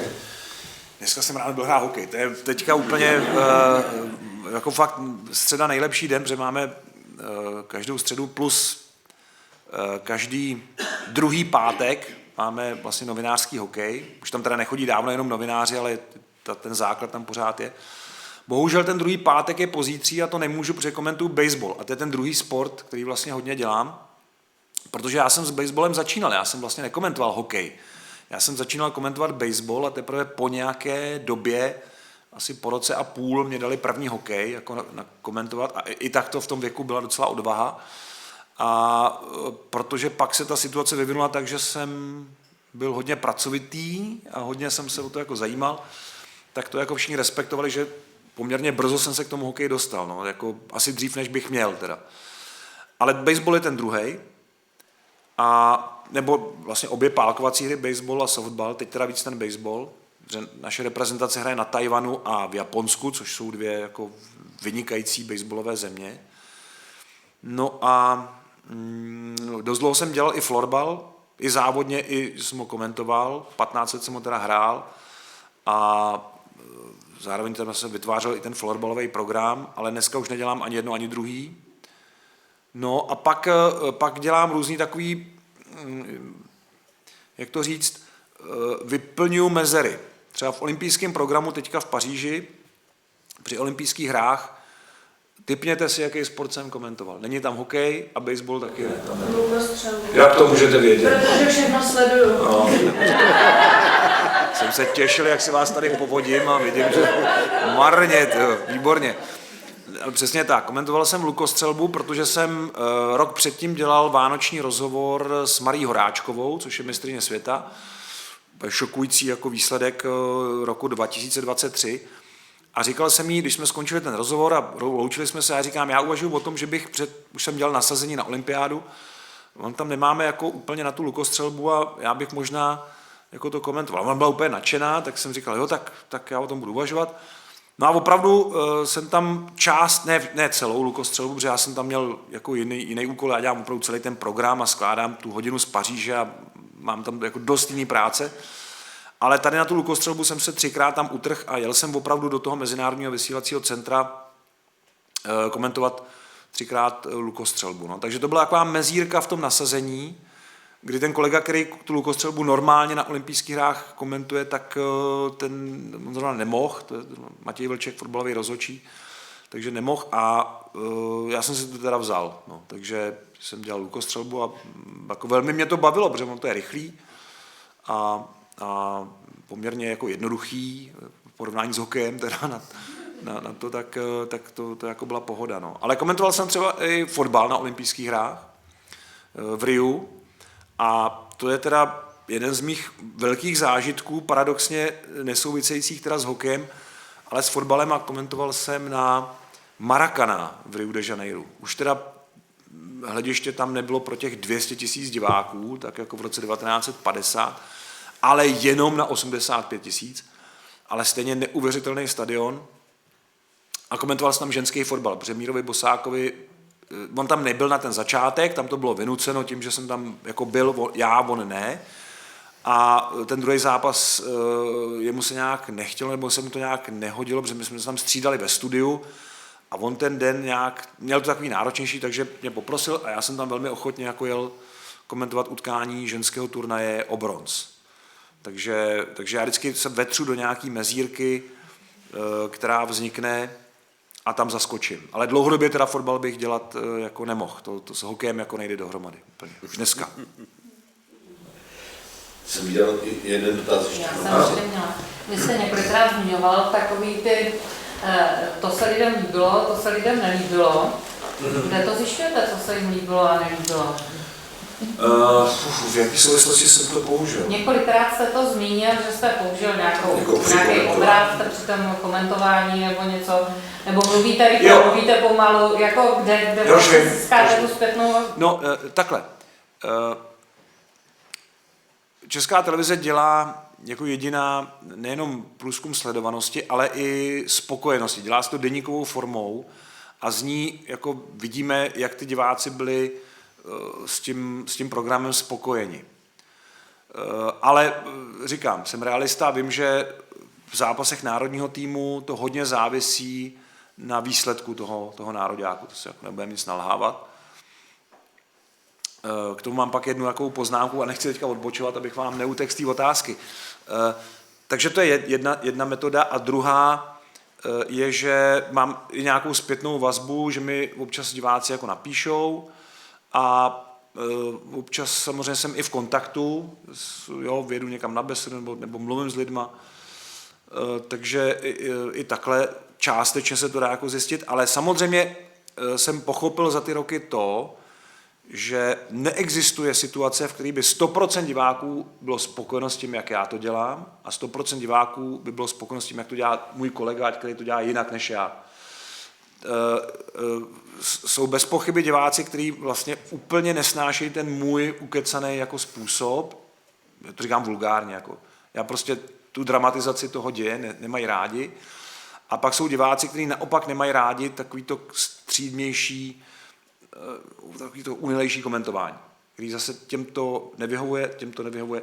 Takže nemůžete se zavděčit úplně všem, s tím jsem se jako musel smířit, ale celkově nějak takový ty nálady těch reakcí vytuším, ale máte pravdu, průzkum na to samozřejmě přesnej nemám.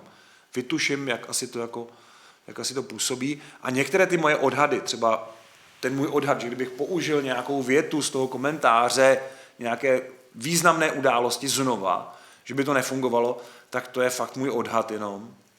Třeba by to bylo výborný, kdybych řekl, přepište dějiny znova někdy.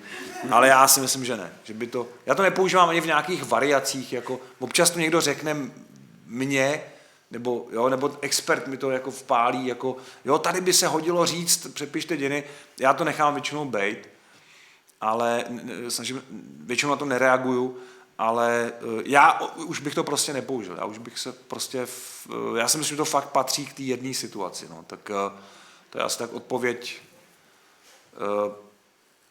na tu vaši otázku. No.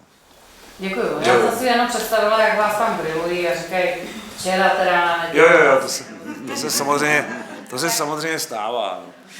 A to ještě, já se tady hodně bavím na tom půdorysu národní tým versus svět, ale v lize, tam samozřejmě jsem tu fanoušek Sparty, tady fanoušek Třince, tady Komety, tady Plzně, tady Litvínova, to prostě to jede. A samozřejmě jsou to takový ty, občas, teď už tolik ne, ale dřív to byly takový ty maily, víme dobře, vůbec se nebudeme pochybovat o tom, že fandíte Spartě, nebo je jasné, že víme o vás, že fandíte Kometě, nevíme proč, ale je to tak prostě. Jo, takže dřív jsem dělal to, že jsem, samozřejmě, nebo takhle, vždycky se na to snažím odpovědět, vysvětlit tu svoji situaci, že nefandím nikomu, to, že křičím gol u jednoho týmu, tak radím vždycky poslechněte si gól a klidně to změřte decilometrem, decibelometrem, že to je stejný gól, jako když dá skoruje ten protivník. Ale dělal jsem občas takovou škodlivou věc, že jsem říkal, váš názor jako respektuju, ujišťuji vás, že to tak není, že nefandím žádnému týmu u nás, ale pokud se o tom chcete debatovat, tak když dovolíte, přeposílám vám tady mail jiného diváka, který je přesvědčen o pravém opaku, jo?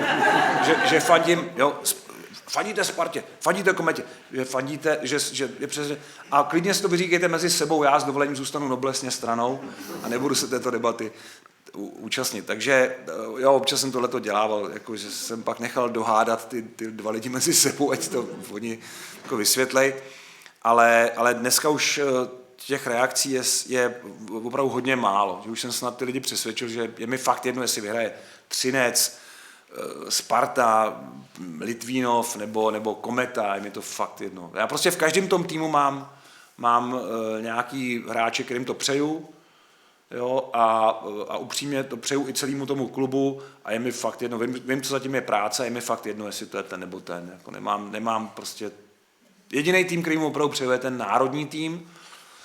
Takhle my to máme i v kodexu České televize, že tam můžeme vyjádřit nějaký přiměřený emoce, ale tomu týmu přeju, ale zase není to tak, že bych se díval nekriticky na tu hru, musím být schopný říct i tohle, ale prostě je faul. Jako, jo, a hodně se snažím šetřit s tou kritikou rozhodčích. Jo. To byl jeden z takových těch drobných jako, našich dohovorů s Jakubem Voráčkem, který ty rozhodčí od druhého zápasu strašně tepal.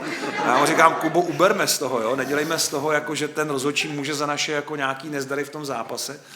Takže o tom jsme se bavili, ale jo, já se snažím jako dívat se na ten zápas se zaujetím, ale zároveň jako objektivní pozorovatel. To je tak jako moje pozice. Dobrý večer. Zkusme na závěr odlítnout od sportu. Už jsme na konci. U vás je to trošku obtížný. Je spousta ještě dalších věcí v životě. Co máte dalšího rád?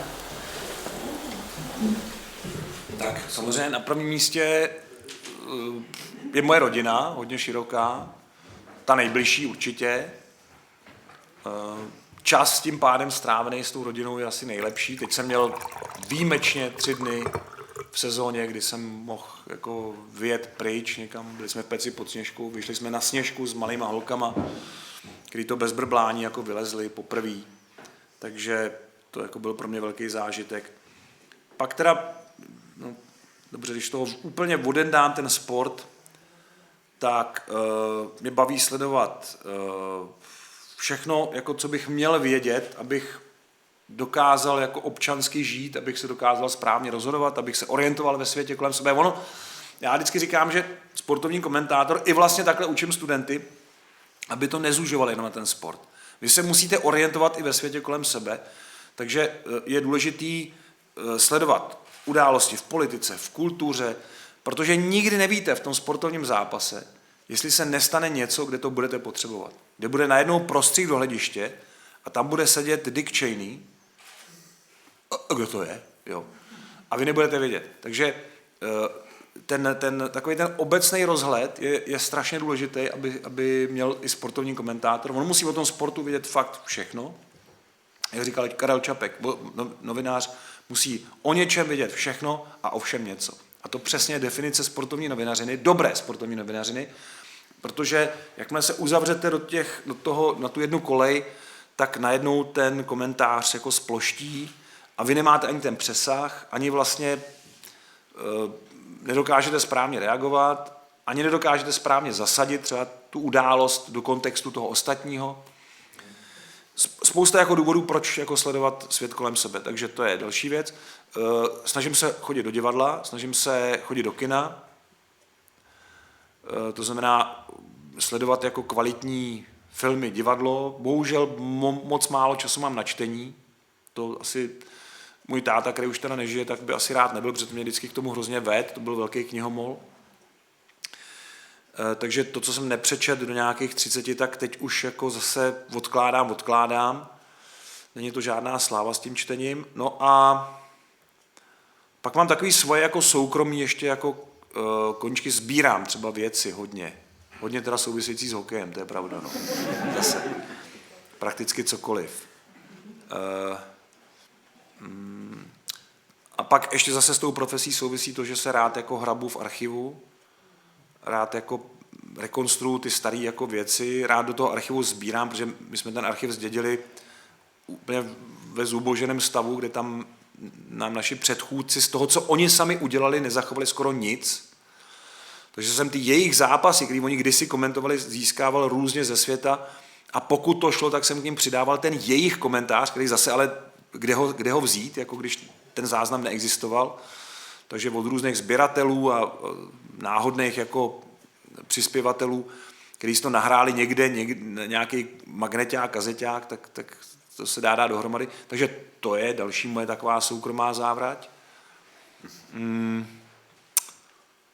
No a pak samozřejmě s dcerama to už je jiná operace, no, protože to holky hrajou basket obě, takže se snažím chodit na jejich basketbalové zápasy a syn hraje fotbal, takže snažím se chodit na fotbal a snažím se to propojit, aby syn chodil na holky a holky chodili se koukat na syna. Teď se to daří docela poslední dobou, takže to je dobrý. A pak teda vedu dcery ke sportu. Holky umějí bruslit, plavat, naučili se lyžovat, to teda tam u toho jsem úplně nebyl, ale teď už lyžujeme společně, jezdit na kole, bruslit na kolečkových bruslích,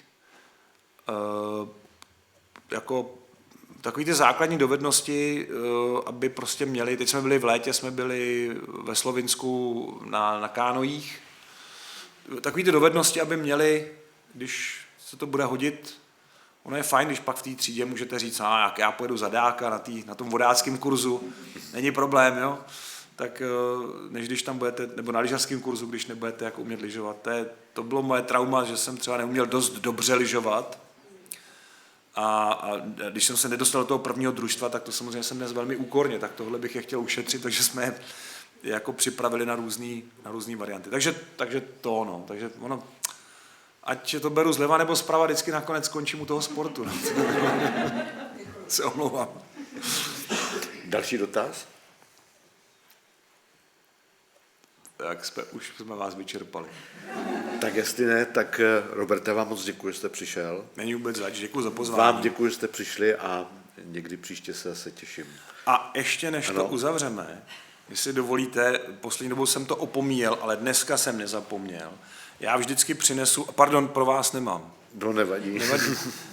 Přinesu vždycky puk jako na památku jednomu z vás, tomu, kdo dal buď nejzajímavější, anebo nejvíc dotaz, ale ono vlastně dneska se všichni dali jenom jeden.